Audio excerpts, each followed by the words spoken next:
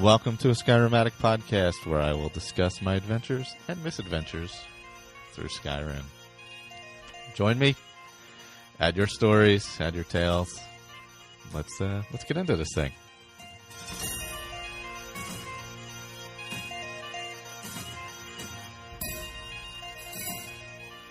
Welcome back, Skyrim Addict podcast 112. I'm going to do some roundtable feedback. Joining me today, we have Colin. Hello, guys. How you doing? How's it going? We have I almost said Victor. We have Marcus. Hey, guys. I don't know why I almost said Victor. I have Victor on the mind. There we go. And we have Pat. Hello. Happy New Year, everybody. With us later as well. Yeah. So in a little bit, we'll get into some roundtable feedback stuff. But I know you guys are talking some New Vegas. But have you been exploring your characters at all, roundtable wise or in general? Yeah. I've been going through. I've been trying to figure out the best ways to work my runes at the moment to get the best out of it. Oh, you're using the runes? Yeah. Oh, nice. I've been using those a lot recently. I just picked up that perk in Ordinator where you can put down a bunch of them. No, that's what I've got. Yeah, really far away. They're nice. Yeah, I sort of guess where like dragons are going to land at the moment, and then I'll put down 5 or 6 runes down where I think they're going to land, and then just watch them absolutely obliterate them when they hit it.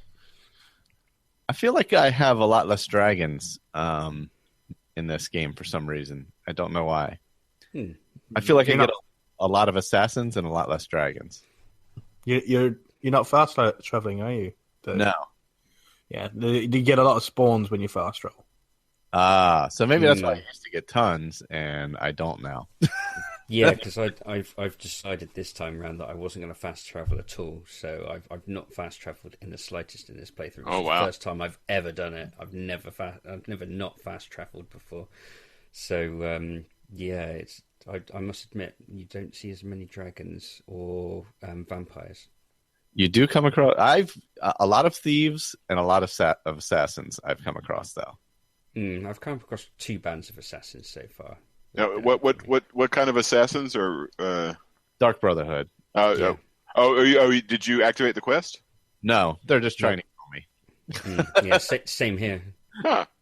Because I've killed somebody or, somebody. Oh. Well, okay. Well, yeah. So I started that, but then I actually sort of didn't pursue it. I just did the fall asleep in a bed, you get kidnapped, blah, blah, blah. So what happens? I haven't even started that yet.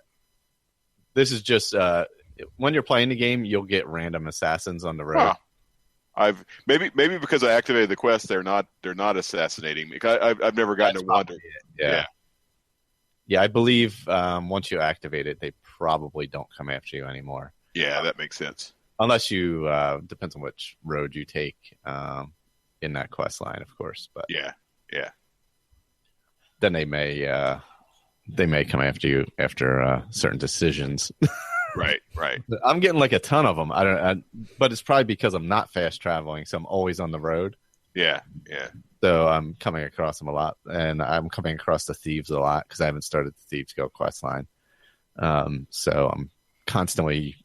I'm walking down the road and I see them up ahead. I see the thief, and I'm just like, oh, Jesus. So I just Fusor dial them down the road and blast them. But yeah, I've been playing my character a ton. I actually went legendary on 3 of my stats already. Yeah. Nice. Yeah, I've gone legendary on 1, but then I've got several things up to 100 now. I've spent a lot of time over Christmas break. Yeah, I went legendary on smithing, enchanting, and alchemy, and I already have smithing back to 59 and enchanting back to 67. So, yeah. Do you know what? I've never gone legendary on anything yet. Oh no. No. Nice, I think the highest I am at the moment on my destruction is 67 at the moment. What actually happens when you go legendary? I've not actually even bothered. You get all the perk points back. All right. and you can reallocate them in other places, and it resets your skill to 15. All right. So I smithed all the way up and built my dragon scale gear and enchanted it and all that. So I have my gear that I'm going to use, and then so I just wiped out those two perk trees and alchemy too. I made a bunch of potions and then wiped it out.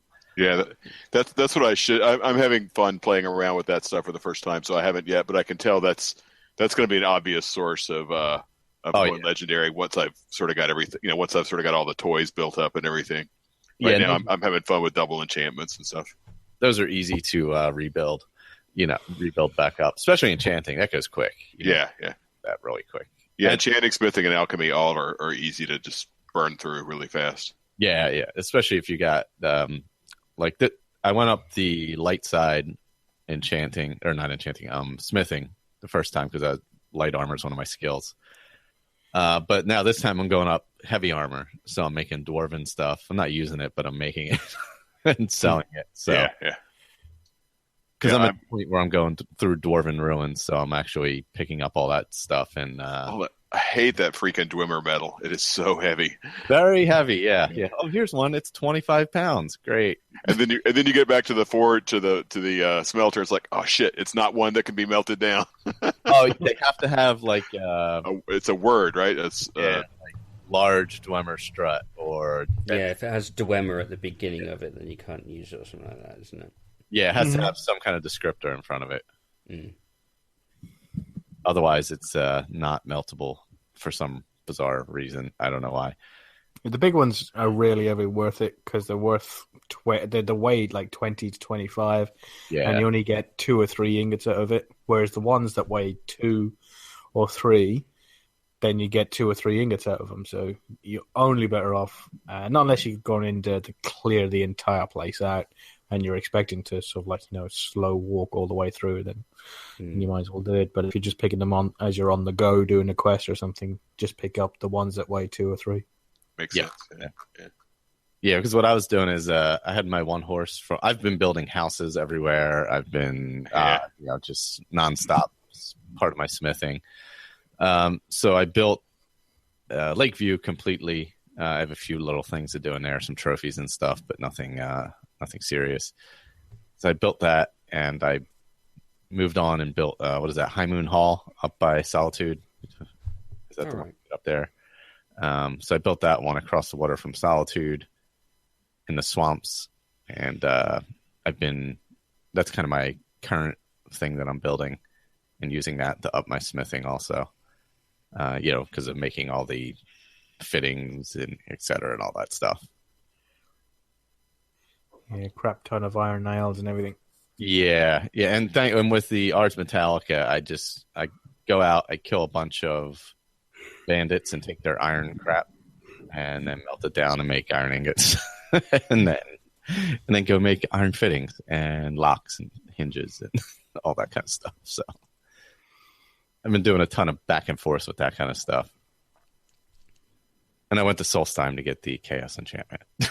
Yeah, I love that. I love that. Yeah, I just finished the Dragonborn quest line, and love this. The rewards you get out of that are a lot of fun. Oh yeah. I got to go back over there and get those water walking boots because, getting the Solitude is a pain with Frostfall. It just takes forever because you can't. You can go through the water, but you get real cold. And the way, it doesn't seem like a long way around, but if you're at the house right there across the water, you have to go all the way around the swamps and then up to the city. So it's just like, oh God, I'm gonna have to get those water walking boots. Does Frostfall disable fast travel, or are you just choosing not to? You can set it to disable it. I don't think I have it disabled. I haven't used it. I think I used it once to find my horse. I ran away. I left my house just really close by and then just fast traveled to it just to have it show up. But that was really the only time I used it. Yeah, you're using it as a utility. Yeah, just to get the horse to return because I didn't remember where I left it. Yeah. Oh, no, it ran off because some bandits came by and it took off and I couldn't find it and I was over encumbered. So I got back to the house and then just got rid of my stuff, walked away a little bit, and then fast traveled and found the horse again. After I killed my third horse, I decided I wasn't going to bother anymore.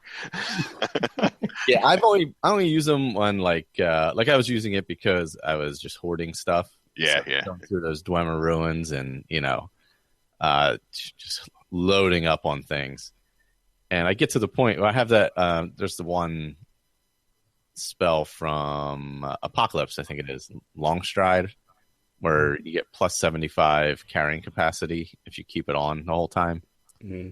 I think it's a alteration spell, but right now I can cast Novice and what's the one above that?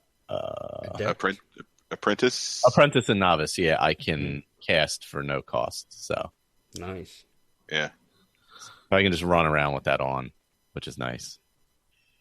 So it gives me basically plus, unless you're in combat, then it's less. But if I get into combat and I'm over encumbered, I'm screwed anyway. So because I'm playing on Legendary right now. Yeah, I have Arvac now from the Soul Karen. So I like Arvac. Yeah, that's really handy. Yeah, because you can just pop him up anywhere. Oh, the Soul Karen, you went through there. Oh, yeah, man, that's. Yeah, I decided I was with my Roundtable character. I was not literally 100%, but I was going to try to do basically all the major stuff. So I've got her up to level 61 now. Oh, you're above me, man. I think I'm at what am I at? 58. I'm level 58, and I thought I was pretty high. Yeah. No, I'm running about 30, 36, 37. Oh, nice. Yeah, I could see that. Like if this weren't my first time, I could see that'd probably be about the point. Because you hear a lot of people saying, "Oh, they start a new character." I get that because you start to want to try different stuff. Yep. But I figured I would just go ahead and do everything with this character, and then start playing around with other ones. That's kind of what I wanted. The one character. Yeah, get through everything. That's kind of what I wanted to do with this one. I wanted to get to the Ebony Warrior and all that kind of stuff. Do all that kind of fun stuff when you get to level 80. And since I'm walking everywhere, I'm actually just rediscovering places I've completely forgot about for a long time. So there's nice. And quests that I neglect it for a long time because I always fast travel everywhere. So that's a bonus too of walking. Like I'm at Frostflow Lighthouse right now. I haven't been here in quite a while. Although walking around up north with Frostfall, not real fun. Yeah. I can imagine. Yeah. Well, and the other one, I can imagine how horrible it'd be not fast traveling and trying to do Civil War. Oh God, it's tedious. I did it. Oh my God. Oh jeez. I've done Civil War as well. I've just started it. Oh. Yeah, that's a tough quest line, not fast traveling, because it's just hey, go here, go completely across to the other side again. Yeah, do one thing, talk to one person, and then go back across the map. It was tedious, but I decided in the end that I just hoofed my way through it before I got to this show, and I've completed it now, so I'm well happy. I've got that over and done with. Yeah, I did too. And I went Stormcloak side, which was unusual. But I drew Stormcloak side as well on my stat pool. So, but I've never actually done it before. I've never bothered before. I think I did on my first playthrough, but I mean that was whatever now 5.5 years ago. I don't know what years. 5 years ago. I thought about not doing it just because I had heard you guys talk about how tedious it was when I was talking to my daughter when she was home over break, and she said, "Well, if you don't do Civil War, then the Thalmor get their way." So it's like, no, you can't do anything that makes the Thalmor happy because those guys are such assholes. That's a good point. Yeah. The problem is, it is quite a tedious quest line, though. It's like so much back and forth. Yeah. Just so much. But I finished that. I'm trying to finish what else I finished. I just done a lot of. Oh, you know what is Colin is the Wild Hunt armor, is that added by a mod? Yes. Okay, is that added by that Bosmer armor mod? Is that what it is? I think. what have you found it in that game? Because it used to just be in immersive armors. What have you found it in your game? Yeah. The guy was in I forget whatever that one cavern where there's a bunch of Spriggans, and then up top there's a Spriggan with a couple bears at the top of this like mountain in the middle of the cavern. I forget what that one's called. Yeah, I think I remember it. The Wild Hunt. Isn't that the dragon, but slightly different? Yeah, I think it is. Yeah, there's a heavy and a light, it looks like. Yeah, that must be made by the Bosmo one. It must come from the same mod. Yeah, it as must. far as I know. Yeah, the helmet has like I think the light helmet has like a skull face on it. I put it on one of my mannequins, so I have it laying around one of the houses. I'm not sure which house though. But yeah, I'd never come across that guy. Was pretty tough. I was not because I'd been in that place so many times. I wasn't really expecting him to be there. And all of a sudden, I was like, "Wait, who the hell is this dude? Like, what's going on?" This is not how this is supposed to go. So yeah, I was going to blast the Spriggans right off the hill, and all of a sudden there was this other guy running up, and I'm like, "Oh man, what in the world?" So yeah, I grabbed that. But I like the armor. If I didn't already have my dragon stuff, I would have used it, Or if I didn't have, if I hadn't, already went legendary on my stuff and I could have upgraded it, I would have used it. But it wouldn't have been super useful to me at this point. So now it's a trophy. Yeah, I haven't found anything in the base game. I'm going unmodded just because of achievement. So I haven't found anything in the base game that I like anywhere near as much as the Nightingale armor. So yeah. Yeah, Nightingale's nice armor. Hey, Victor. Hello. Howdy. Yeah, I love the Nightingale, the look of it. Yeah, that's great stuff. Oh, so you went through the Thieves Guild as well? Yeah, although I didn't finish it because I'm keeping the skeleton key. I did that once too. Like my first playthrough, I did that. I kept the skeleton key forever. Yeah, I did it for a while too. I'll probably do it at some point just to kind of not like 100%, but kind of do most of the main quests. But it makes master locks in particular because that's because they're so fiddly and they break picks so fast. But with the skeleton key, it's just it just makes the master locks almost trivial by comparison. Yeah, the only locks I ever have problems with is the master lock because it keeps on breaking picks. Yeah. But the other lock I get is the adept lock because you don't see it very often. That's so true. I don't see how I can never remember how big the sweet spot is. So when I get to an expert lock, I can always sort of like judge, like, if I find where it moves, I know pretty much how big the sweet spot is, so I can just scan in between that area. But with the adept lock, I always go over and under, and sort of like, I ended up breaking more picks on an adept lock than I do an expert or an easy lock. Yeah, adepts are like in sort of like 10-minute segments almost. If you think of clock or whatever, yeah. It always pissed me off that Mercer Frey can open the freaking what do they call those doors with all the claw doors with the master with the skeleton key, but you can't. That's baloney. Yeah, he just walks up there. He's like, "Hey, yeah." There's a trick to these. Yeah. I think he's got a claw in his pocket. That's what it is. Oh, that's what. Okay, so he's a little sleight of hand there. Yeah. Known liar, Mercer Frey. Yeah. Well, I wanted to do my own update because I missed the second half of the last episode. But my Xbox is sitting here slowly downloading a 0.5 gig update. So, there's an update. Was for mine. I haven't turned it on for about a week and a half or so. So it must have been a big one. So. I didn't know it. I have mine set to auto update, which sometimes means that it auto updates and sometimes not. I haven't noticed it. Well, if mine was totally off, I had turned it. Yeah. So maybe it doesn't do that when you have it totally turned off. So. Oh yeah. If you don't have it on the whatever it is, energy saver or whatever it is. Yeah. Yeah, that's what I usually leave it on, so I can come right back and it's loaded back up. But I have to shut it off to get rid of that weird low frame rate thing every once in a while. Oh, I had that for the first time today. Really? Yeah. You just have to unplug it, basically. Yeah. What is it, like a memory hole or something like that you have to just sort of completely reboot the thing to? Yeah, it must be because it gets like real stuttery. Oh. And actually, if you're selling stuff, it'll like register every time you touch the button as like a double hit. Yeah. Wow. That has been driving me crazy. And you sell all kinds of crap you don't want to sell. Yeah. Oh man. That's an own PC happening as well. On the PC, there's oftentimes you're double clicking or double tapping, and you're just like, no, I didn't want to sell that. Yeah.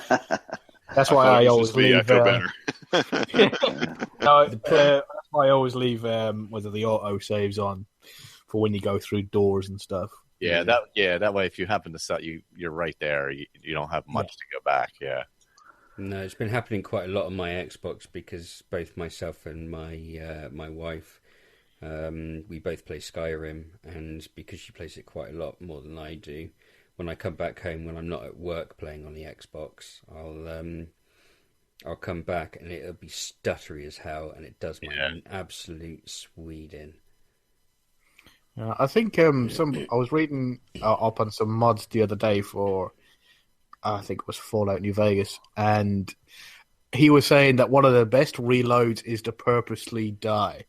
If you purposefully die, when it reloads from that, it's almost like a clean reload from restarting. I think it was.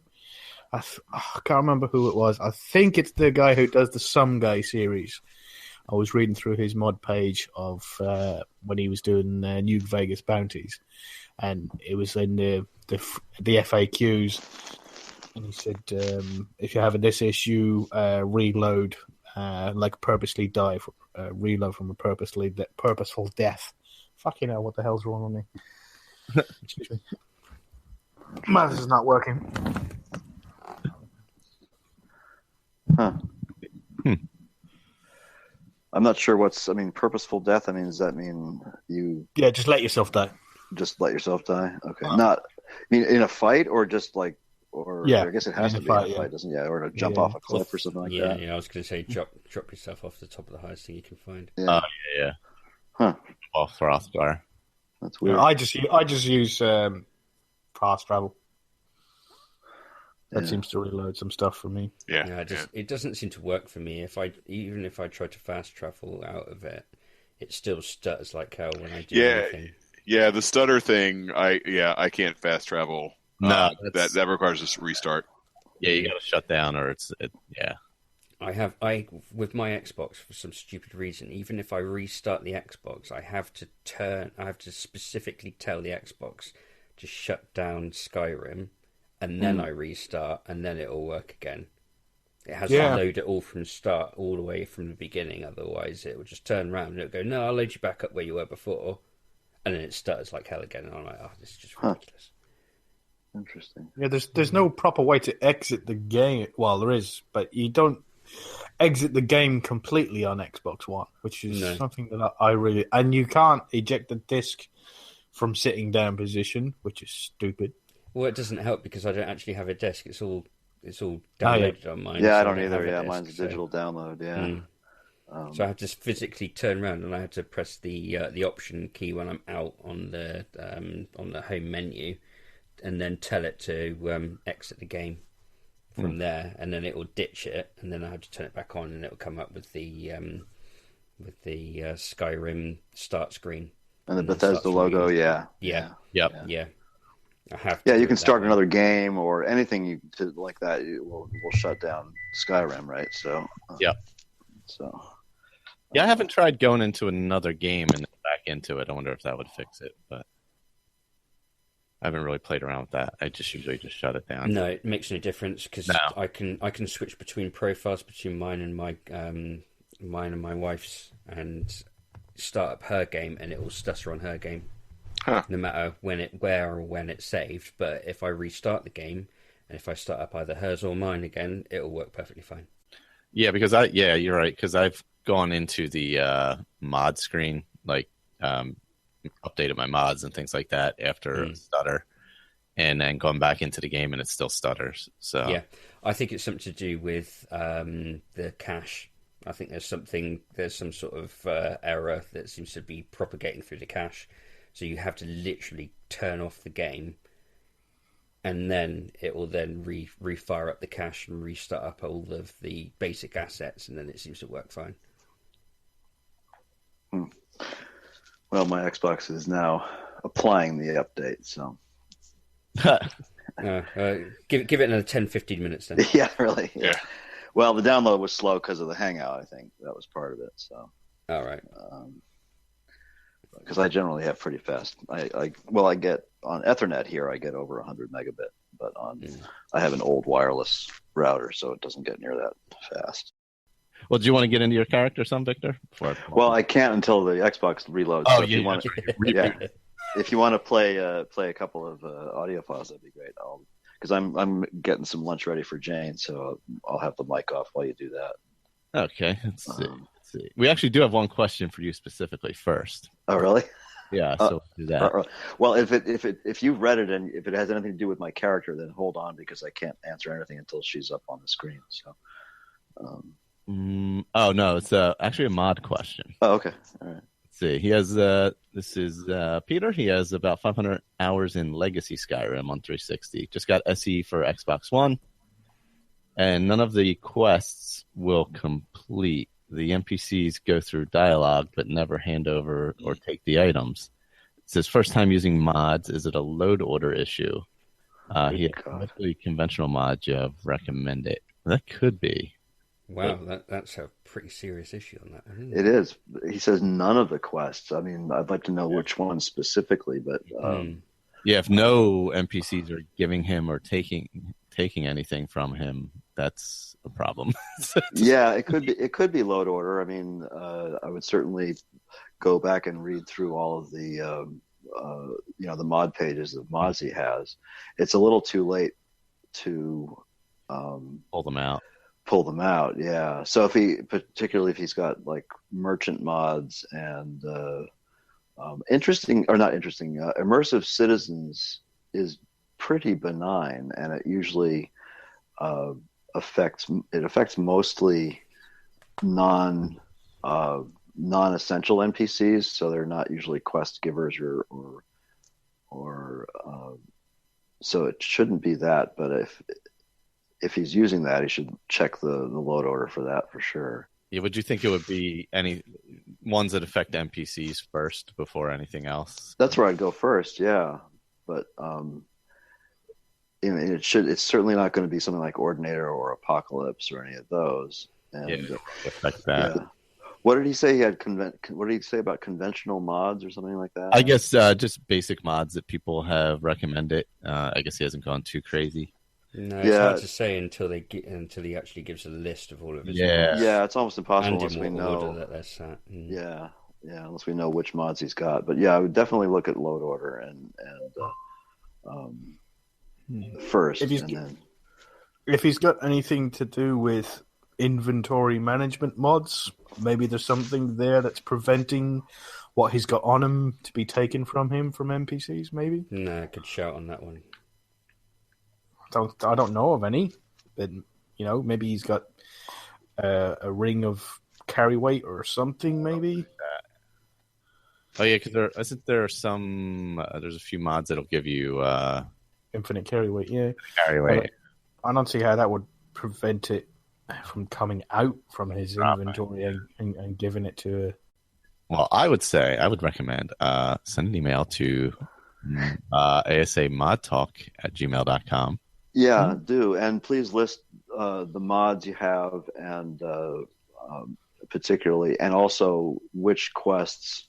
I mean, if it's all of them, including like little Radiant quests and stuff, or is it the main quest line, or what? It would be interesting to know which ones specifically are a problem. And also, there are other great resources. I'm sorry, was it Peter you said? Yes. So Peter, if you're into Reddit, our Skyrim mods is a really good source. Oh yeah. Highly recommended that you go to their resource section before you start to ask questions, or you're going to get lots of snarky responses. And because people say, should have read the resource section before you ask that question, so that's a good place to go as well. So it'll probably be worth noting down what load order he's got as well, just in case. If possible, that would be handy to know. But for sure, look at look at all the mod pages. If he does it before I get back to work, I can probably put together a quick profile and set it up whilst I'm at work and test it out and see if I can copy the exact same issue that he's got. It depends also what platform he's on, if he's on PC or Xbox. Xbox One, yeah. Yeah. If he's on Xbox One, I can set it all up on my work one, because I do testing now for Xboxes and all the rest of it. So I literally sit on Xbox all day at work playing Skyrim to test everything. It's brilliant. Well, that's nice. Say, where do you work again? In England. It's not going to be any help for you. Yeah. Oh, well. Yeah, all the jobs are like that over here, Victor, didn't you know? All the jobs are like that. Yeah, I'd also like to say a shout out to my Secret Santa, because my Alduin pop figure is sat on top of my work Xbox at work. Yeah. So I just picked up the Dovahkiin pop figure yesterday. Oh, nice. I just saw one. It was sitting on the shelf in Target. I was like, let me just grab that. But yeah, definitely, Peter, send in email to asapodcasting@gmail.com, or if you just reply to the email you sent, we can forward that over. We talk to each other. It's okay. Yeah, well, I'm happy to test it all out for anyone. If anyone's got any issues, that would be awesome. Just give me a load order and all the rest of it. What you've got set up, and I'll set it all up in a couple of minutes and fire it all up and give it a shot. Alrighty, so that was Peter. We got that one. I'm marking them off as I go, so I don't repeat them. Let's see. We have two from. Let's do Sherry's feedback here. She's not going to tell me to do something, is she? She may. It's very possible. Yeah, she has a habit of ordering us around at the moment. Hello, my fellow Skyrim addicts and Roundtable fans. This is Sherry from Sydney, Australia, and joining you with some small notes, not much, on my Skyrim Roundtable adventures on the Skyrim Special Edition on the PS4. Okay, so I don't have a lot of description of my adventures on the current main quest, because I rushed through them a little too fast because I was a bit overpowered. But I'll try to put together what's happened so far coherently, I hope. Anyway, first up, the spin of the Roundtable wheel, which set my character's certain attributes and who he is. His race was set as Imperial. By the way, I chose to try to stick to most of the wheel spin options as I could, because I enjoy a little bit of rule setting to try to keep within those boundaries. But sometimes I have to improvise, because sometimes it's just not possible, some things. Anyway, the race is Imperial, and he's male, and I've named him Sidicus Aurelian. That's Sidicus Aurelian, the Imperial. His warrior skill is heavy armor. His mage skill is restoration, which is quite fine with me. His thief skill is pickpocket, which he's done none of yet. I've never actually done much pickpocketing in this game as well, because I suck at it. The Civil War side he chose is Empire. His class is a fighter, which is suits me well because that's usually what I play as anyway, as a fighter. Weapons and archery and that such things. Never really done a lot of mage work. Anyway, the Guardian Stone is the Lover Stone, which gives you makes all skills you learn at 15% faster. But it also has, I think it just when you have that one, it disables any other abilities that make you learn skills faster from other areas, I think, which kind of sucks. Anyway, the home is set as Hedgeram, which is in Windhelm, and he's to adopt the orphan Herol, which he's not done yet, but he will. He's so far adopted Sophie. You can adopt 2 children, so there's still room for Herol.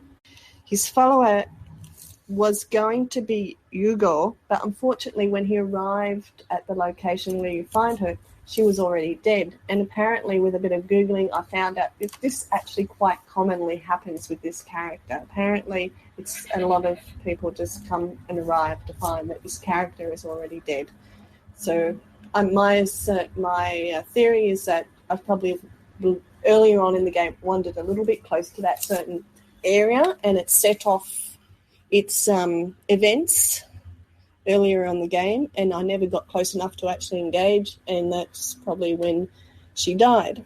Anyway, so I went for an alternative for another orc from the same place with very much the same attributes, because he's also a ranger who wears light armor and does archery.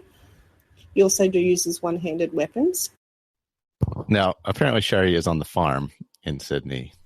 Because I can hear it. It's like Andrew. I did notice the goats. I thought that was Galita. She is. Yeah. I think it's Galita. Yeah, no, I think it's Galita.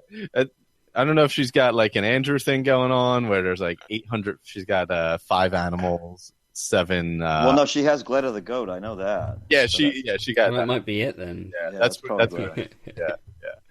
Yeah, that's right. Because you can. What she was saying about the followers she was supposed to have dying off. Yeah, if you go randomly by places and then say like a vampire attack happens there or a dragon comes down there, you could kill off your follower unwittingly ahead of time. Yeah. I had that happen with I've been switching around the different followers, and I was going to go back to pick up Borgok, which was my assigned follower, and I walked right past her in her orc village, and all of a sudden a dragon landed, and he basically took out the entire village. Nice. And this wasn't me this time because I wasn't throwing spells. I was whacking him with arrows, so I know there wasn't any friendly fire this time. It was definitely the dragon. I almost found that really annoying about vanilla Skyrim. That's why a couple of good mods exist specifically for that. But so how do they work, Victor? Do they make the name companions essential, or how do they sort of stop as far as companions go, that would be more of a follower mod. But for general people around town, there's a mod called Run for Your Lives, and it's by Arthmore, so you can't get any more credentials than that. So it just makes people run into their houses when a dragon attacks. Oh, that's good. Yeah. And then there's one for vampires as well, just called When Vampires Attack. And I think both of those, at least Run for Your Lives, is available on Xbox now. I can go look. I would say those are important if you want to keep people alive. Yeah, it kind of sucks to come back and find Alvor and Grillad or not Grillad, whatever her name is, all lying dead in the street. It's no fun. I had Adrienne got killed in Whiterun by a vampire, but then she resurrected. Oh no, really? The Nazim, which of course I wasn't sad to lose him, and Adrienne both got killed, and then all of a sudden they're both alive again. So it's very odd. I even got the inheritance from Adrienne. I had something sort of similar. Last time I said that I fired Jazago off the top of High Hrothgar. Oh yeah. Yeah. Well, I've been back to like the Mages Guild and all the rest of it a few times now, and I've been going through a little bit more of the Mages Guild's main sort of quest line to try and get a little bit more sort of spells up together and all the rest of it. And I noticed literally the other day, I walked into the hall of I can't remember, is it Hall of Attainment? I can't remember what it's called now. The main hall in the Mages Guild, where the big round bull sits and bobs up and down. If you start doing the quests on there. But anyway, Jazago was on the floor, naked. For some strange reason, I have no idea, he just appeared. I fired him off the top of High Hrothgar, and he seems to have magically appeared naked on the floor in the middle of the Mages Guild. And every single time when someone walks past him, someone remarks, I'm going to get someone who did this to this person. And I'm like, he's been there for a while now. He smells of, dead, boiled cat flesh. But I'm just confused as to why somebody has obviously in-game dragged him from the bottom of High Hrothgar all the way to the Mages Guild just to sort of like leave him there and put him on show. That is weird. Yeah, it happens with dragons sometimes too. The dead dragons will stalk you around. Normally that's fixed by the unofficial patch, but yeah, I've got the unofficial patch as well. Yeah. I had one just come, a skeleton of a dragon just come flopping down a hill at me the other day. Yeah. It was like, In my first 360 playthrough, I had one that wouldn't. It was in the middle of the market in Whiterun and just would sort of flop around in there and sort of appear in and out of shops, and I just couldn't get rid of it. Yeah. One thing I have found though is every single time a random dragon spawns in the sky anywhere near me, a guard from Whiterun falls from the sky. Every single time, without fail. Poor guy. That's what I was thinking. The guy must get really, really tired of his job. I guess he's just getting picked up and flown around. I don't know. Yeah, he just, every now and then he wakes up in the morning. He has his breakfast. He walks out the door, gets nabbed by a dragon, thrown a couple of 100 feet onto the floor, and then he walks back to where his home is, and then starts his day all over again. Oh man! Well, let's pick back up with Sherry here. And Gleda the goat. His name is Lon. He's quite amusing. Sometimes he just goes rrr, rrr, every now and then. I'm not sure if it's just a clearing his throat sound or he's just got a nervous giggle. The other fellow is Gleda the goat. I don't know if you can hear him every now and then making sounds, because I've currently got the game open and my character is outside the College of Winterhold, or just outside on the road, and it's snowing. You can probably hear wind. The Gleda the goat, by the way, is a fun pet to have following you. Gleda the goat does actually attack, and I'd really like to know if the goat does much damage or any damage at all with the attacking. I'd be really curious to know. I hope so. Not sure how much he does, but it is quite amusing seeing that goat attack everything. His alignment is evil, which is not so much easy for me because I always want to be very nice to people. But it would be good because I would be able to do all the evil quests. For instance, I'm going to get that Mace of Molag Bal, which I'm sure will be fun. And I might also try to collect all the Oh, real quick on that. The guy, what's his name? Who's the guy who stands outside the house? In Markarth. The Vigilant of Stendar, who's going in for Molag Bal, that quest. When you go in to get the mace and all that. He's gone. He's not there in my game anymore. Really? And I didn't do the quest. He's just gone. That's Vigilant Tyrannus or something. Vigilant Tyrannus, that's it. He disappeared. Is that the guy that takes you into the haunted house? Yeah. I talked to him a few times. I was like, no, I don't know what's going on. I don't know. I'm a little busy right now when I was doing like Civil War and stuff. And I'm like, and then I was like, oh, let me go do that quest. And I go back there and he's gone. I don't know where he went. His name is Vigilant Tyrannus. Yeah. He doesn't disappear. He's not supposed to disappear, I don't think. If there's a vampire attack or like something attacking, and he'll join the attack. He could be stuck behind a barrel somewhere, or he could be inside. There is quite a list of bugs associated with him, actually. Oh, well, I probably screwed it up because I left him there for so long.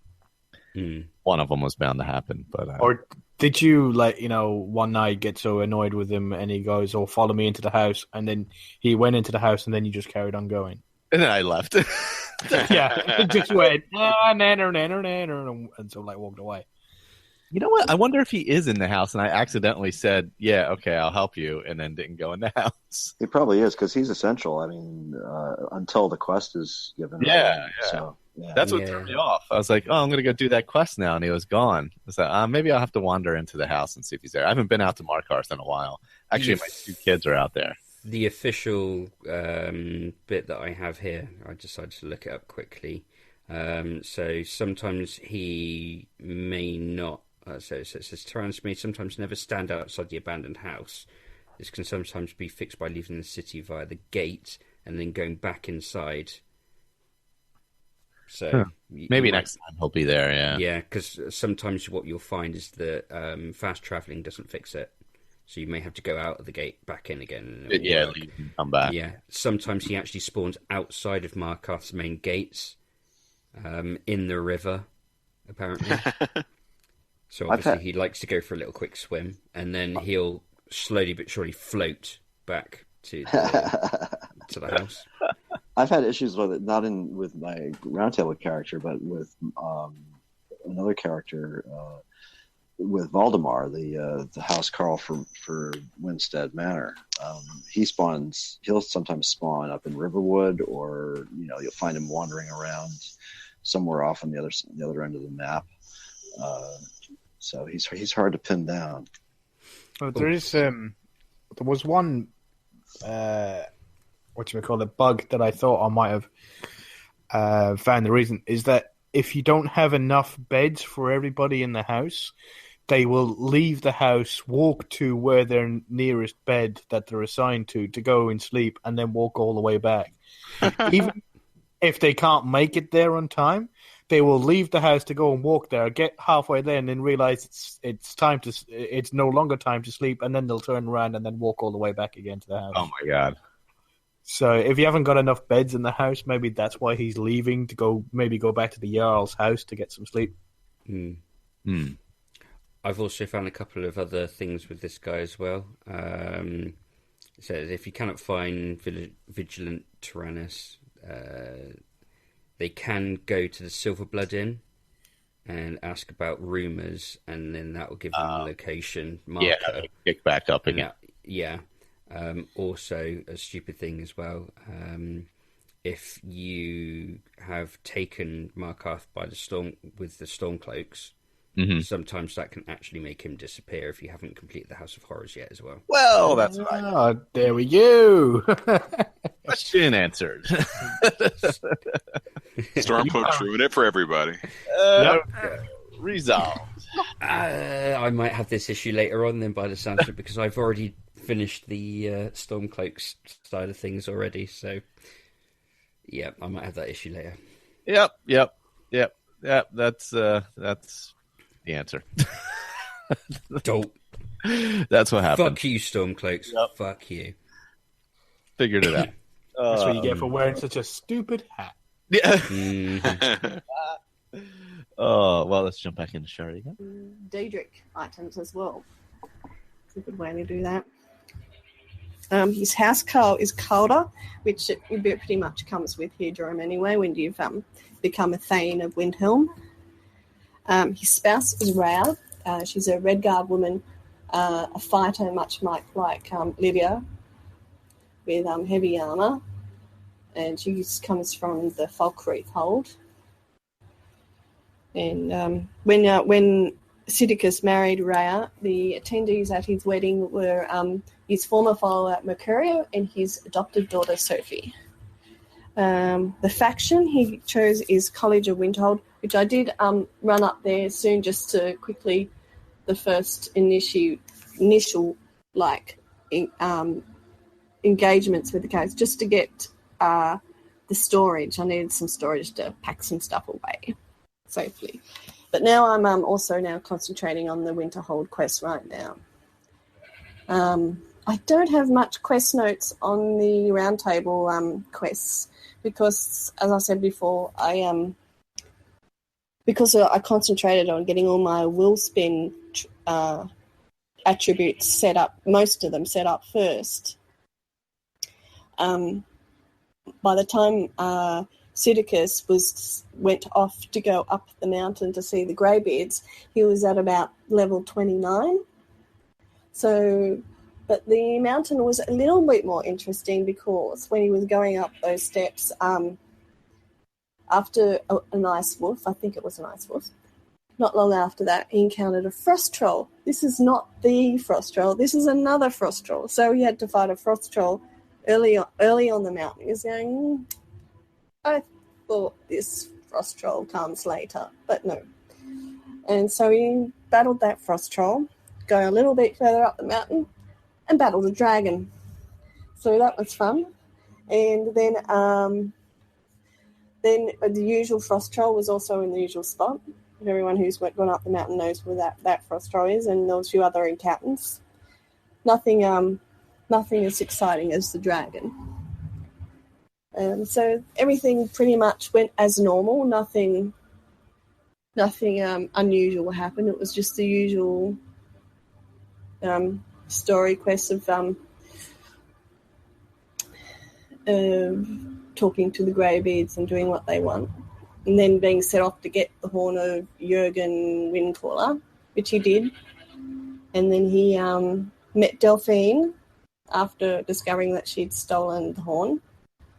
And Delphine had proved to Delphine that he was Dragonborn, so he had to go and battle a dragon and have that encounter. And that whole encounter ended up being actually quite easy because he was up to level 31 by then, and it's kind of an easier battle.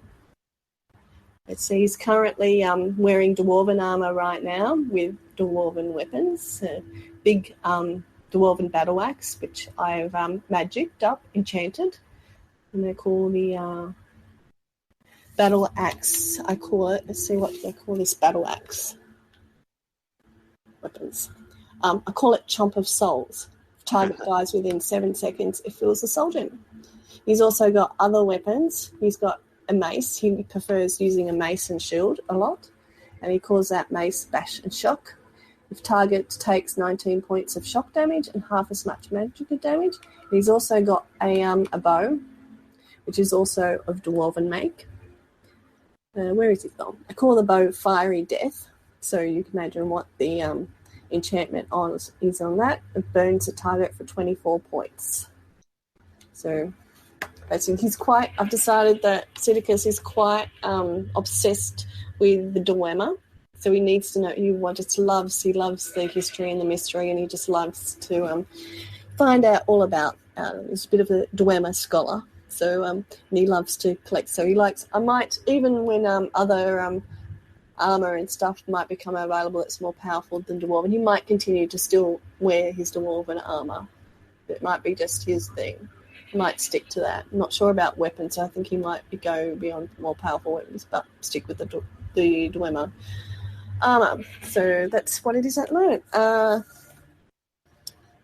don't think I have much to say other than a quick few notes on the trip from the College of Winterhold to Sarthal ended up being kind of a little bit of an event, because first up he encountered bandits. So when he fought the bandits and then it was over, he and Lod and the goat had fought the bandits and it was over. That's when the goat decided to run away. Well, at least it appeared the goat was running away. The little legs were running a little fast. It looked very cute. And what happened was the goat was actually chasing a wolf. So after the wolf was taken care of, Sidicus and Lod and the goat went back to the path to make their way to Sarthal, and that's when they discovered along the way a group of Imperial soldiers, a suspicious group of Imperial soldiers, because there were some bodies surrounding them that were no clothes on them. So Sidicus was a bit suspicious of them and asked, hey, I don't think you're Imperial soldiers. And they were like, yes, we're Imperial soldiers. And Sidicus was like, no, I'm an Imperial soldier and I don't believe you are Imperial soldiers. And they were like, oh, righty then. And they attacked him. And so then it was a fight with these fake Imperial soldiers. And it was actually a bit more difficult fight. I've come across, I've come across these guys like 4 times in my life right now. I never used to come across them that much because fast traveling, but like with the other things, if you walk everywhere, these guys constantly show up. And they're as tough as balls. They are really tough. Those and the guys who killed the Khajiit caravan, right, are pretty tough. Yeah. Yeah, they, was it the 2 of them? One heavy armor 2-handed, which is the orc, and then you got a light armor 2-handed guy with no boots on. And he's the dark elf, and he's tough as balls. And then running behind them is you got the woman, and she's a goddamn mage, a shock mage. Yep. Seriously tough, those guys. It's always a tough fight when they come at you. Yeah, I went up against them fairly, well, actually not that long ago. So I probably would have been 32, level 33 maybe. Yeah, they ran at me in a fairly singular line. So I dropped about 7 or 8 runes on the floor, and they fell like trees on the floor. They just went down. It was pretty nasty. I just ran, and as I was running away from them, brave Sir Robin running away, and dropping runes in front of me as I ran, and then just listening to them go bang, bang, bang behind me as I ran, and they all died. They end up surrounding me. Mind you, I'm usually standing there waiting them for the attack. Oh yeah, they surround me a bunch too, and then I just gotta. I've been using a lot of flame cloak and swords lately, so I just kind of just stand there and let people burn up while they beat on me. Yeah, I have lightning cloak and stone skin or iron skin or something like that. I think I have automatically kick off as soon as I go into any sort of combat. It kicks off. All right, let's finish up. Sherry's here. The goat was fighting, Lod was fighting, Sid was fighting, and then up from just down the hill came much heavy steps. Come up was a frost troll to come join the fight. So this frost troll came and it was like, oh no, now we have to deal with the frost troll. And after the frost troll came another frost troll. And after that frost troll came another frost troll. So there were 3 frost trolls, which ended up being a near-death experience. This is when Sidicus decided to run for his life. He ran down to Sarthal, where the other mages were waiting in the hope that the mages will help. And it was a good idea because then he had the help of the mages there, and those frost trolls were taken care of. And Sidicus and his companions managed to survive. And just as I was just looking up the hill, there was one of those fake, one of the last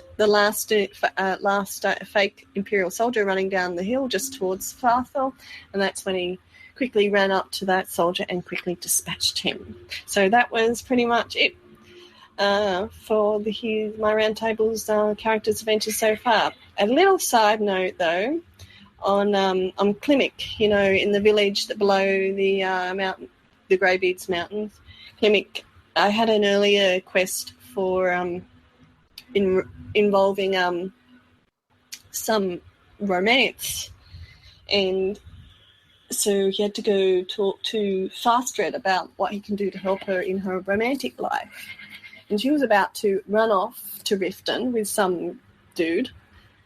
Anyway, I spoke to her a bit, and she said, "Oh, maybe you can talk to such and such to be more braver towards my parents, so we can do something." But I happened to run into Klimek first, and I talked to him, because apparently he had a previous relationship with Fastred, and apparently that relationship ended. So I asked Klimek, what the hell's going on? And I said, well, maybe if you still have feelings for Fastred, maybe you should tell her how you feel. And Klimek was like, oh, okay, then I'll go do that. So he immediately went off to Fastred and told Fastred how he felt, and Fastred was quite impressed. And then so immediately Fastred and Klimek were back together, happy, but I guess now, which would probably make Fastred's parents very happy, because now she wasn't going to run off with some other dude. And I had an encounter with the other dude, which I'm kind of glad I did the bit of matchmaking with Klimek and Fastred, because this other guy was an asshole. So that ended up being quite fortunate. And Paul Bassianus. Current Roundtable adventures. I hope I have more later, so you all have a great time, and a Merry Christmas and a Happy New Year as well. And so I'll see you guys, or hear you guys, or later. Bye. Thank you, Sherry.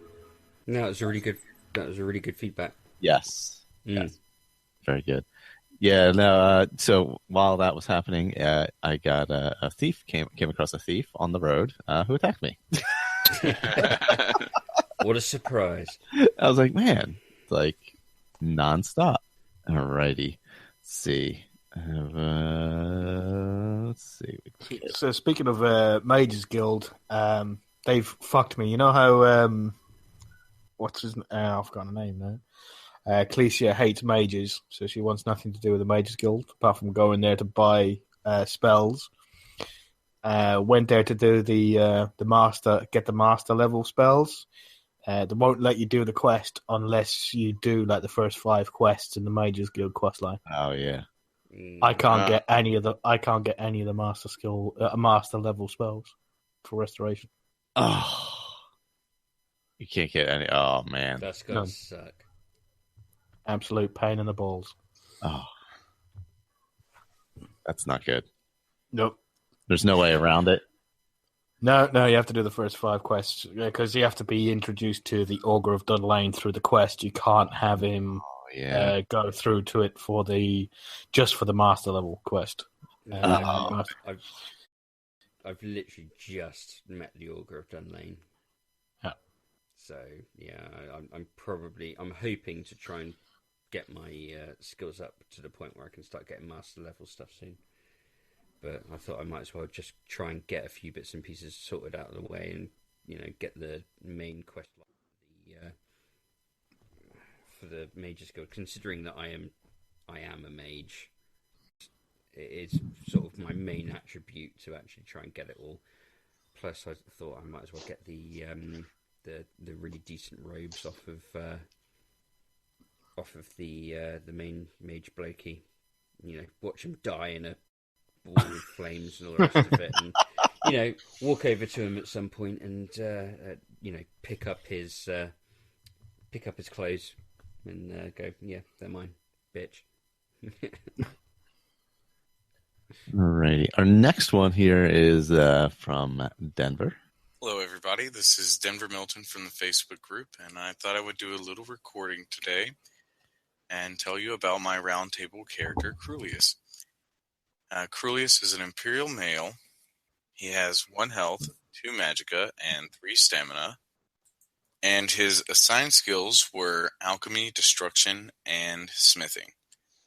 So Crulius grew up in a small town somewhere in Cyrodiil. He spent his days helping out at the local blacksmith and the local alchemy lab, and occasionally he'd even help the local budding mages, and in return he learned some skills. Then come nighttime, Crulius would use these skills to attempt to break into places and rob people, and he was pretty successful at it. Made some pretty good money selling whatever he stole back to the criminal underbelly, but, as these stories go, eventually he was caught, and he landed himself in an Imperial prison. Well, Crulius ended up spending his early adulthood just sitting around in this prison, and he decided this wasn't the direction he wanted his life to go in. So he decided if he'd ever get out, he would join up with the Imperials and, do whatever he could to do a little good in the world. So eventually he did get out, and one of the first things he heard being talked about around town was how there was a budding rebellion in the province of Skyrim. So Crulius gathered what little he had and set out for Skyrim.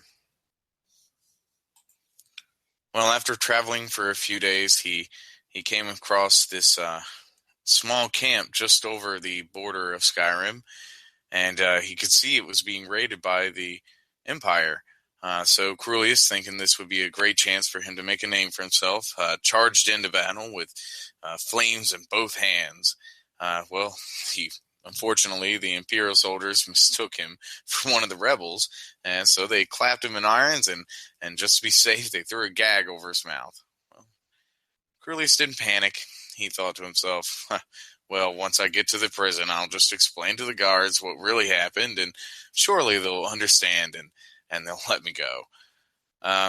So they threw him in the back of a wagon with a couple of figures who he had, frankly, no interest in, and on their little journey, he learned that he happened to be sharing a wagon with the leader of the rebels themselves, Ulfric Stormcloak. Well, Crulius thought, if I wasn't gagged right now, I could just kill you, and I'm sure they'd make me the next emperor. Well, a couple hours went by, and eventually they approached a small town called Helgen. Here, the wagons came to a stop, and things began to look grim for Crulius, as they started just lining up the prisoners, calling their names, and taking them to the executioner's block. Soon enough, it was Crulius's turn. As he approached the block, a strange roar was heard in the distance. For a moment, everyone was confused, wondering what could that have possibly been, but a few seconds went by, and eventually it wore off, and they continued his execution. So they got Crulius down on his knees, put his head on the block, and he closed his eyes, praying for the last time. But just as the executioner was about to bring his axe down, another deafening roar lit up the skies, and suddenly someone shouted, "A dragon! A dragon!" Immediately everyone responded, "That can't be, there are no dragons." But sure enough, a giant, black, evil dragon with deep red eyes came crashing down on the tower in front of Crulius's execution arena, or site. The dragon roared again, and suddenly the sky was full with dark clouds and hellfire. All pandemonium broke loose, and suddenly Crulius found himself lacking an executioner. Well, deciding not to waste the opportunity, he gathered his feet, and he took off running. As he darted through the town, pandemonium ensued. Stormcloaks were going one way, the Empire was going the other. No one was doing much damage to the dragon, and everything looked grim once again. But using his quick reflexes, Crulius managed to dodge a fireball here and a piece of debris there, and eventually he ran into the keep and found himself face to face with an Imperial named Hadvar. Hadvar quickly said, "Come here. It doesn't look like anyone else made it. I'll cut your bonds, and we can try to get out of here together." So once his bonds were cut, Crulius quickly gathered up a couple of pieces of armor and began to follow Hadvar throughout the keep. Well, it turns out the Stormcloaks had beaten them there, and they were all over the place. Several battles ensued as they went deeper and deeper, and things just kept looking more grim. But eventually, Hadvar and Crulius managed to escape. As they exited a small cave underneath the keep, the great black dragon was seen flying off into the distance. Crulius and Hadvar took a moment to catch their breaths, and then they began to question each other and find out a little bit about one another. Crulius finally got to tell someone his story and what he was doing here. Hadvar actually believed him. Hadvar even suggested that he should go to Solitude and join up with the Empire. Crulius thought this would be a great idea, but he said first he needed somewhere to rest and to maybe gather a few provisions. So Hadvar invited Crulius to come to a nearby town called Riverwood and meet with a few friends of his. So Crulius and Hadvar set out for a river run. Along the way, they didn't run into too much trouble. A few wolves here, an elk or deer there, but not too much. Eventually, they reached Riverwood, and they met up with a pair named Alvor and Sigrid. So after a little chatting, they implored that Crulius go to Whiterun and warn the Jarl of this insane dragon attack that had happened at Helgen. Crulius said he would, but really his main priority was to head off to Solitude. So without saying much else, he gathered up a little gold from them and left to see the local trader for some provisions.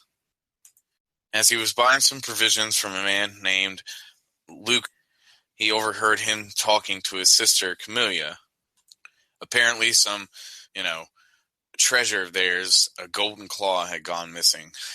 Crulius rolled his eyes, and just then Lucan asked if Crulius was heading out, if he would keep an eye out for it. Crulius agreed he would, and once again rolling his eyes, thinking, I'll never come across that thing. Soon thereafter, he set forth for Solitude. It was a long journey, and eventually he ended up hiring a carriage to get him the rest of the way. But he did arrive in Solitude.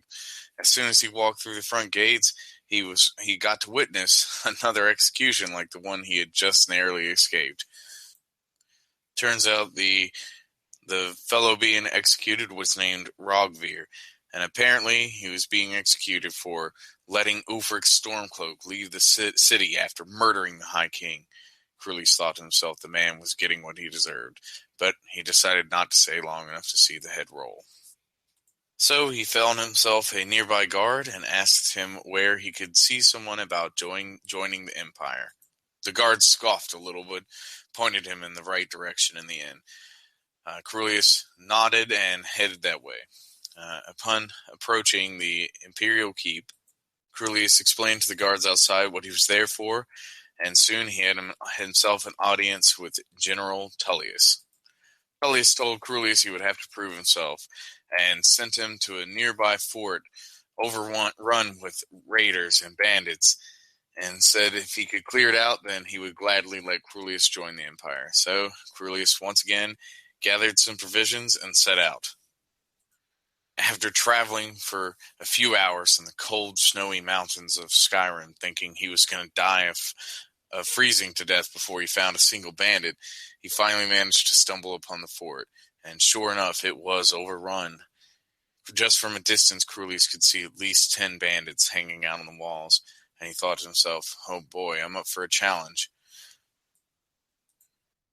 But he thought to himself, if this is what I have to do to join the Empire, well, then I better get to it. So, with a spell of flames in one hand and a shield in the other, Crulius charged in, shooting fire, thinking he would watch them burn before they managed to get even close to him. Soon enough, Crulius found out he had overestimated his abilities. Crulius ended up running circles around the fort, only occasionally spinning around to throw a gout of flames into the nearest bandit's face, and then continued running. And after what seemed like hours of running for his life and desperately throwing some fire, Crulius finally watched the last bandit fall. Then he cockily thought to himself, they never stood a chance. So Crulius spent a few minutes looting the bodies, taking anything he could carry that looked useful, and headed back to Solitude. General Tullius seemed surprised to see him upon his re-arrival. Crulius thought to himself he must have expected me to die, but oh well. Well, so Tullius said he was proud of the job he had done, and he was glad to welcome him to the Imperials. and he even presented Crulius with a brand new shiny set of armor, which he immediately donned in great pride. Then Tullius told Crulius that from now on he would be taking directions from General Ricke. Legate Ricke. So Crulius turned to this Legate Ricke and asked, "So, what does the Empire need me to do first?" And Ricke, with a stern look in her face, said, "Crulius, we need you to go to Whiterun." "Whiterun," he blurted out. "Yes, Whiterun, soldier, watch your tone." "Yes, Legate. If I might ask, why is it that I need to go there? I mean, what is my purpose?" "Well, you're there to help the Jarl with his dragon problem." Oh boy, Crulius thought.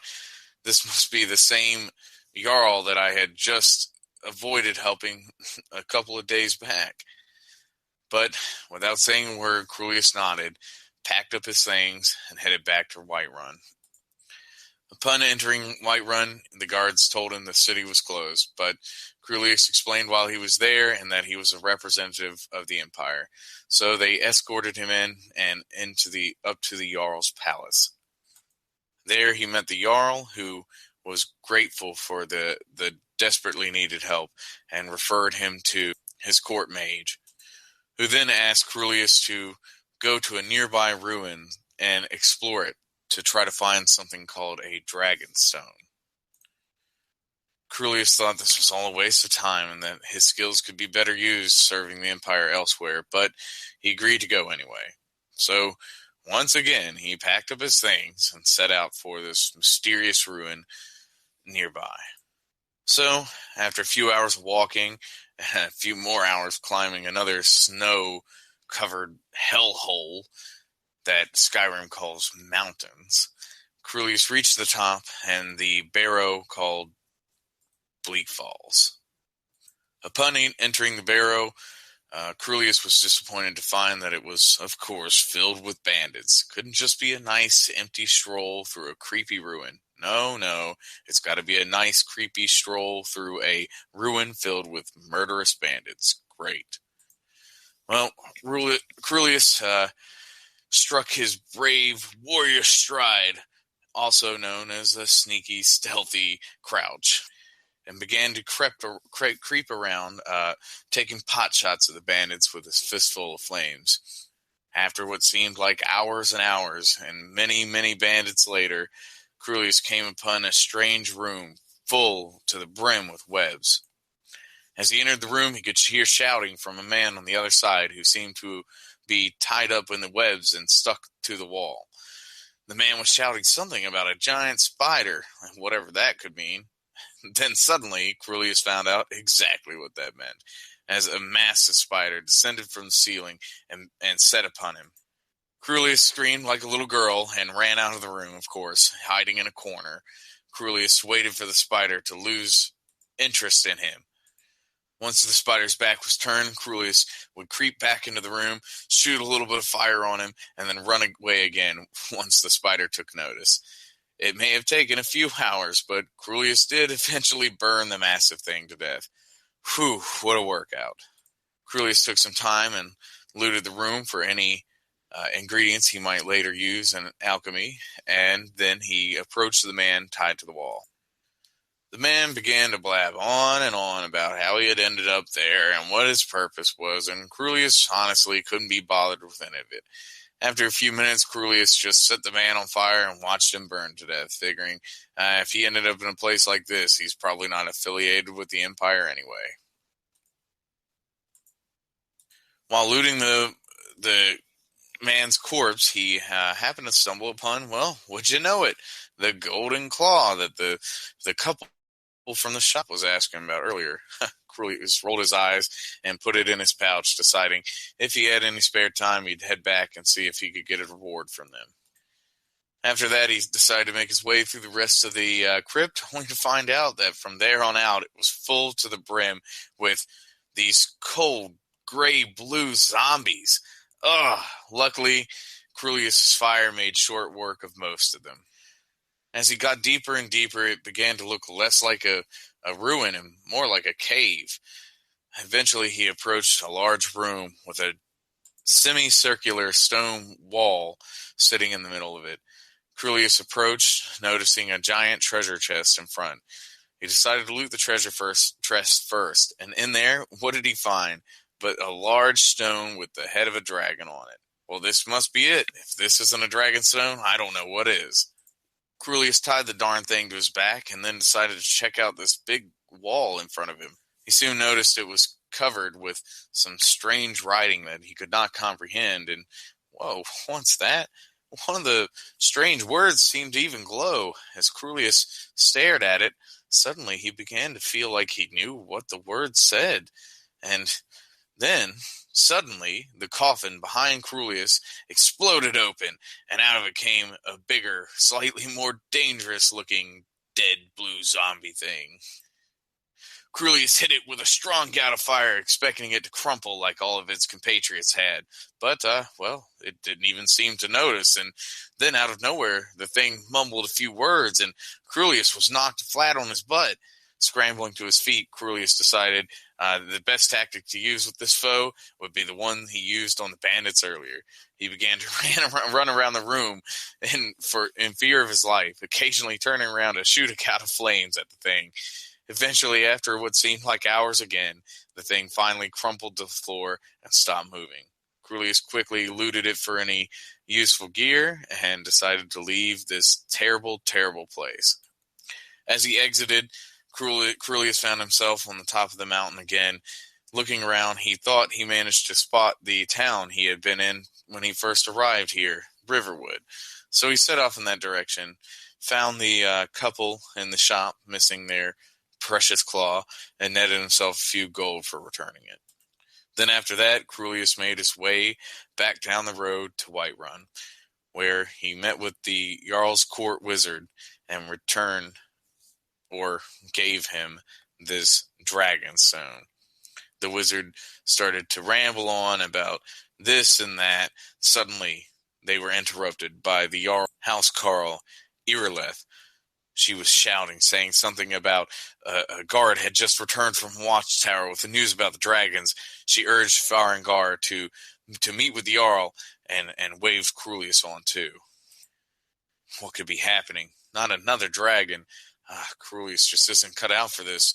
Surely there just must be some simple, preferably young and weak stormcloaks that Crulius could just go kill. He shook his head to himself and decided he might as well follow. All right. Well, thank you for listening. I hope you enjoyed it.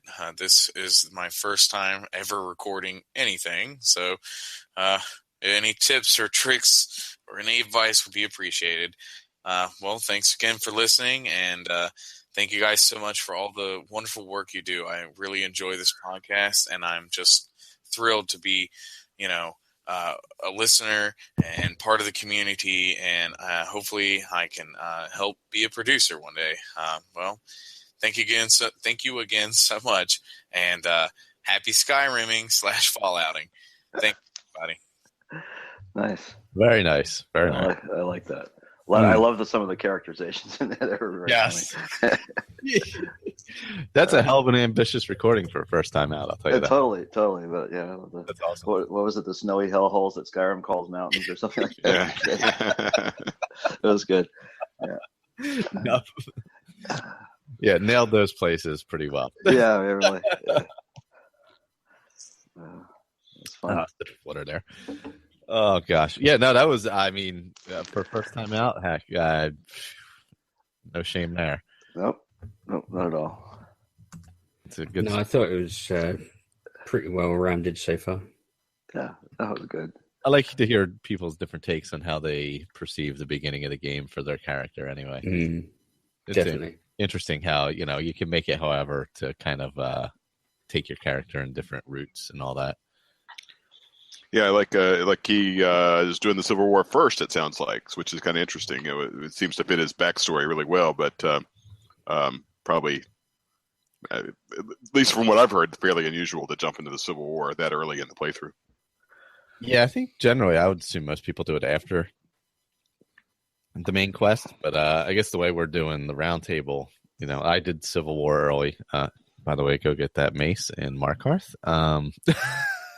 Yeah. The Civil War. Yeah, well, that's a good reason not to do the Civil War early, right? I mean, I don't know how many other quests It it does. might. Yeah, because of all the issues with changing Jarls and all that stuff. Yeah, good point. Yeah. Yeah, the way in Windhelm when you walk in, because I just did it, and like you walk in, like, oh, there's 3 of the old Jarls sitting in this yard, one dead and 2 others sitting there bitching at you because. Well, I've heard that it can screw up your progress to getting one of the Hearthfire houses too. Is that correct? I mean, if you're partway through, the Jarl quests, help the people of wherever, Switch it. and then it switches. It could be a problem as well. Yeah. So. Yeah, I've had some weird things where I've had to go find the guys like wandering around different places to finish quests off, like whether the Jarl or whatever who was deposed. Or, I would have to go to wherever they were. I think some of them were in Solitude, some are in. Well, mine I guess would be in Solitude because I went with Stormcloaks, right? They go to Solitude, and if you go with the Empire, they go to Windhelm. Is that what it is? Yeah. Let's see, what is it? Riften shows up in Windhelm, and what's the other one? There's 2. And they hang out in the basement there, right? I caught them in the dining room, but they may show up in the basement later. Yeah, and they make snarky remarks to you as you walk by. Yeah. Especially, I love the voice actor who does, Skald the Elder and a whole bunch of other great people, and he makes some great comments. But he's one of my favorite voice actors in the game. They kind of end up in different palaces than you would normally find them, and you have to kind of. It gets a little weird if you're kind of in the middle of quests with them, for sure. I've definitely had that issue as I've been playing through this one, where I've had to go search for people to, basically buy a house or return to say I killed a giant or whatever it was, whatever quest I was in the middle of. There's one big one is if you go to do the Mephala quest and you've done the Stormcloak side, his kids are still at Whiterun, but he's at Solitude. So you have to... you know what? I was wondering how that was going to work because I haven't done that yet either. And I was like, I want to go do that door quest. I was going to talk to, head to the, what's it? Waking Skeever? Is that it? Oh, no, what's it called? What's the bar? Bannered Mare. Bannered Mare. Well, I was thinking Skeever. Yeah, the Bannered Mare, and talk to the barkeep there, and she gives you the little quest to go over there. But I started thinking about it. I think, oh crap, are those kids there? I didn't even know because I haven't done it before. Yeah, the kids are still there, but he's not. Who takes over the throne? It's what's his name, Vignar or something like that from the companions? Yeah. Yep. Yeah. He's kind of a slime ball. Yeah. So he's my Jarl. Vignar. Yeah. I don't think so. He's he's part of the companions. He took in that guy who was down on the luck. Okay, he's a Stormcloak. He's a slime ball. No, he's part of the companions. He's a North patriot. Come on. Sorry, I just said it. I'm gonna have to go back there and check out that Mephala angle and see if I can get that working because apparently I'm not getting into Molag Bal. So. Yeah, really. Yeah, Molag Bal's too good for you. Yeah, that ain't happening. So we'll see what happens there. Yeah. So if you're listening live, I think Kyle's there. Mod Talk Kyle is there. Hey, Kyle. Or he was when I last looked over. We're going to break this into 2 audio episodes, 1 episode. So we'll call this the end of episode 112. Good thing I wrote that down. And we have 3 more pieces of feedback for the next episode. Cool. I think that's all we got. Check out. Make sure you check out Mod Talk. That is all the links for all the shows are at asapodcasting.com. So and we're still waiting for iTunes to get around to posting it. As soon as it does, then I'll put I'll put a little segment on the ASAPodcasting webpage. Yeah, I've been waiting for iTunes to get its act together so that I can listen to Mod Talk. Yeah. I know they had posted a schedule previous to the holiday season about when you would have to submit things to have them go through. But I had to jump through all kinds of stupid. I had to learn how to do it, and it turned out to be the artwork that was the big. It's such a big issue. I went through the same thing when they changed it. It is such. They are very specific about the artwork. It's ridiculous. Yeah. Yep. And if it's not just right, it just. And I was having a problem for anybody else I was having a problem because it takes TalkShoe a little while to update any change you make, whereas I thought they were pretty much instantaneous. So I would change the artwork a little bit, try to tweak it, and then go right back to iTunes, and it would reject it. And then finally, somehow I did it a little. I waited a little bit and tried it, and it worked. But then I screwed it up again anyway. But then that's when I realized I had to wait. I had to give TalkShoe a chance as well to catch up. Yeah. So. I've noticed it whenever Pat drops anything, it's usually about 3 to 4 hours until it actually comes up on iTunes. Yeah. So Victor. That's why I was crabbing at you to get the TalkShoe feed, because that TalkShoe will come up basically instantly, and then there's also a Google version of the feeds that will come up faster than iTunes. Yeah, well, I had never actually paid any attention to the actual links that you posted. I just thought they were the same ones I had posted, which was just the link to TalkShoe. I didn't realize they were the XML RSS feed. Well, the ones I dropped is actually the MP3 of the episode. That's the one, directly. Which for that way, if anybody's, that works. It's not a subscribe.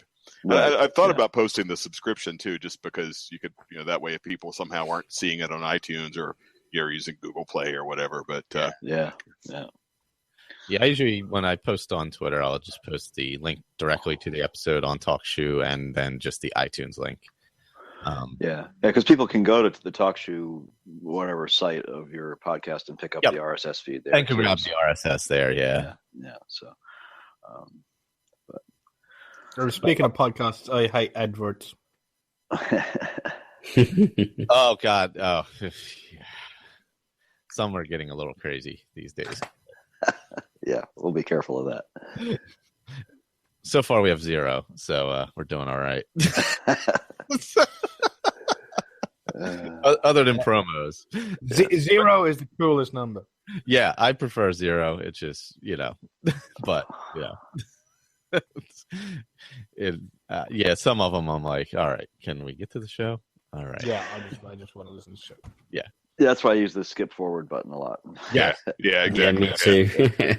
That's why I use Downcast on my phone. You can program the skip to be 30 seconds, so it's some of the ones that go just crazy with the ads. They'll have intermediate ads with 2 or 3 minutes of ads in the middle of the show as well as the beginning and end.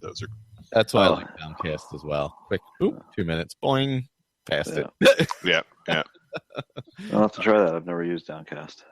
Yeah, I like Downcast. The only thing I don't like is it doesn't work with Siri.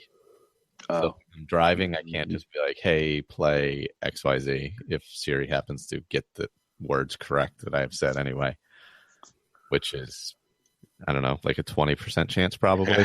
But, no, I wouldn't put it that high. I'd probably be 5%. Oh, so that's what I get. 5%. I have to use Siri to call 911/999 if you're in the UK. So I was driving home from somewhere and somebody in front of me was like swerving all over the road, crossing the yellow line in a pretty rural area.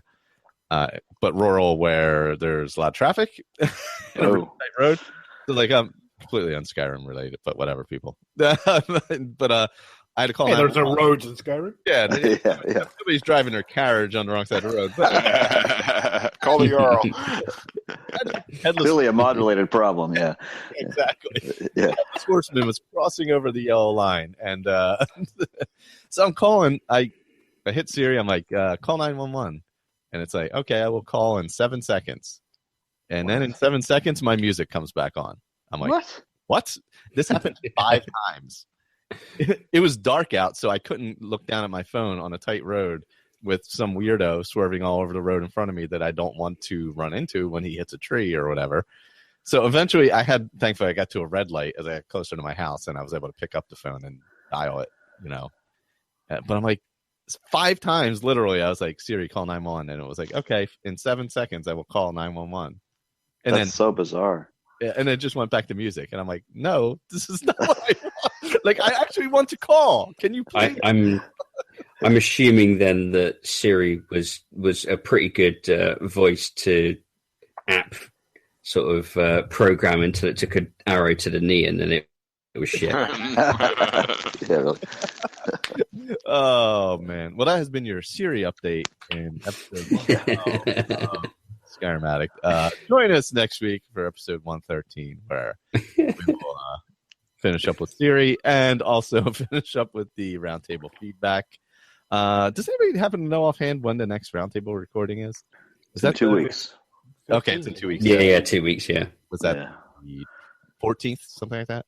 Yeah. Yeah. Yeah, I'm going to miss it because I'm going to be driving to Florida. So. Oh, I'll be in Florida next weekend. Oh. The week after that is roundtable recording. So we'll be doing that live on YouTube as well. Yeah, and we're doing a Blade in the Dark, Diplomatic Immunity, and a Cornered Rat. Oh, I still have to go get Esbern. Jeez. Glad you reminded me. I've been running all over the place. I do have 2 weeks to go get Esbern now, so it's funny. I'm on holiday from the 9th, so nice. I've been playing nothing but FNV, so I have to get back into Skyrim because I haven't done anything since in 2 months. I'll have to make sure that. Oh man, yeah, I'm gonna make sure I get Esbern before that. I wanted to play a little bit of the Fallout pack in Minecraft just to check that out. So I might play around with that. Yeah, so somebody needs to play that and give us a review for the actual Fallout show that we have on the network. Well, Shailene's been playing it, right? Yeah, Shailene's been playing it. Yeah. I know she streamed it the other night. I saw her stream it. I didn't pay too much attention because I was quite busy, but I watched a little bit. It was pretty cool. That looked cool. Yeah. Yeah, I want to take a look at it and play around. Maybe I'll do it tomorrow if I have time. It's a holiday. So, all right, guys, it's the end of the episode. Thanks for listening. For all the shows and all, ASAPodcasting.com. Join the Facebook group where we talk Skyrim, Fallout, other gaming. It's facebook.com/groups/Skyrim Addict Podcast. You can follow Skyrim Addict on Twitter. I think it's at Skyrim Addict. I always post or generally post all the shows and stuff there. So check that out. And we'll be back next time. There's a whole bunch of podcasts out there. You're not getting to listen to all of them. Join me, your Uncle Blake, and let me be your podcast Sherpa with the Earwash Show. I'll present a different podcast on each episode for your consideration. If you decide you like it, hey, give it a download. If not, well, I'll try again on the next episode. Besides my favorites and Apple's top picks, I want to hear what your favorites are so we can share them with the rest of the world. So send your favorites to earwashshow@gmail.com. Again, that's earwashshow@gmail.com. And let's get the good word out. So you've heard us talk about cystic fibrosis, and you want to know a little bit more about it. Well, why don't you head on over to asapodcasting.com, click on the My Journey with Cystic Fibrosis link, and give our shows a listen. You can hear Andrew and myself and his wife Tori talking about cystic fibrosis. You can hear a typical CF appointment with their son and get a little more information. That again is asapodcasting.com, My Journey with Cystic Fibrosis. So we know you like Fallout and Skyrim, but what about other games out there? You like any of those? We're guessing you do.